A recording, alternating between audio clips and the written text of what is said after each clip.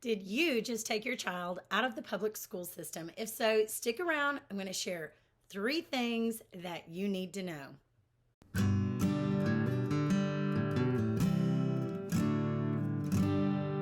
Hi, I'm Rebecca with the Parent Teacher Bridge, where you can find the ideas and solutions you need to empower you to be your child's most influential teacher. And today I'm talking about how to homeschool, especially those of you who have had your children in public school for a while and this is a whole brand new world to you. The first thing you need to do is reflect on your reasons for homeschooling. Write them down, post them somewhere, because it's going to help you shape the way your homeschooling looks like so you don't get lost and distracted just because you bought some particular curriculum and you're looking at the end goal.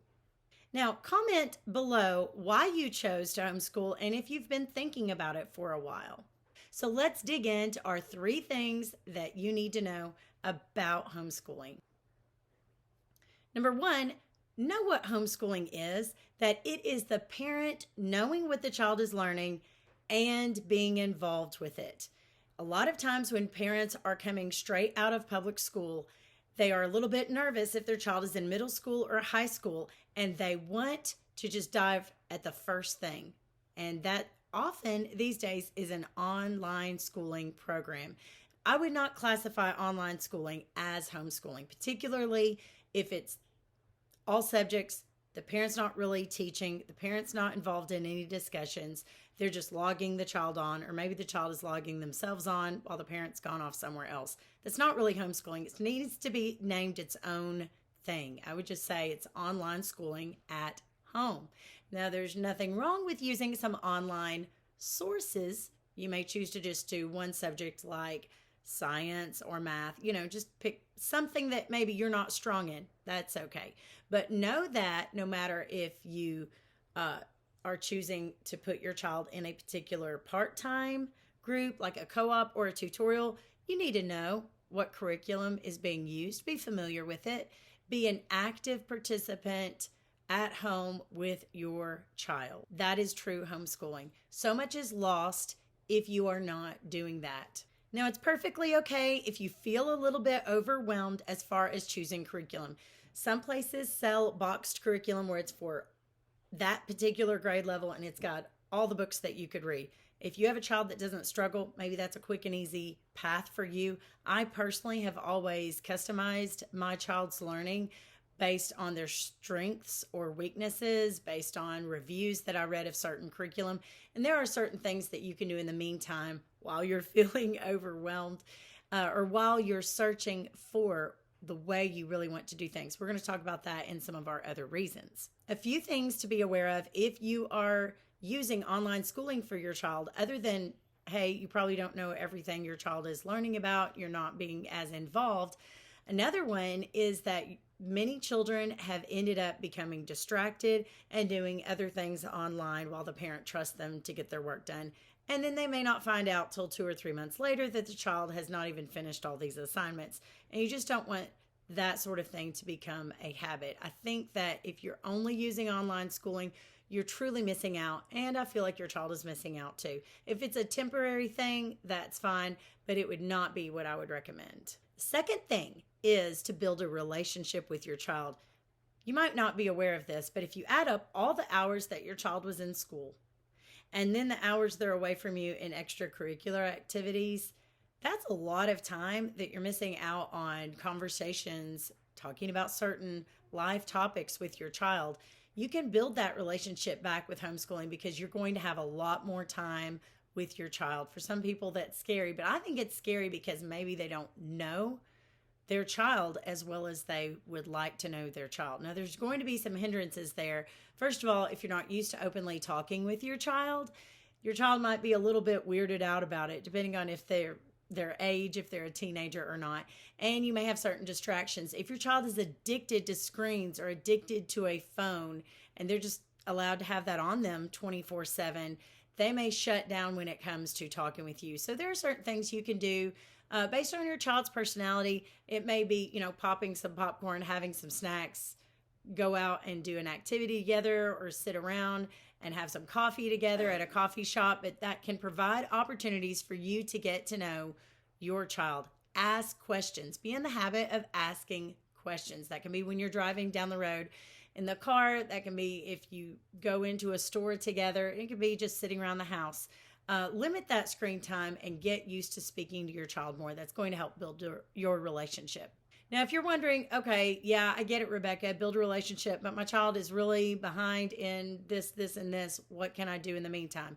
If you're still looking at curriculum because you don't want to invest a lot of money right at first, and you're still maybe in a healing process after leaving a bad experience in the public school, one thing you can do is to purchase cheap workbooks for your child. No, first of all, they're cheap.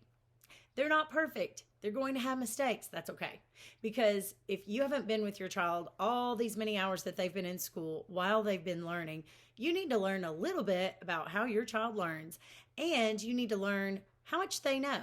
Sadly, I've read too many times of parents being disappointed when they started homeschooling because their child did have excellent grades in school, and then they're finding out that those grades didn't match up with what they really knew, and they were shocked that their child did not know a particular skill, or maybe they thought they were better at a skill than what they really were. So if you have these little cheap workbooks, you can get them online or at discount stores for a particular grade level. It can show you, okay, is my child flying through this? Are they getting all the answers right? Is it pretty easy for them?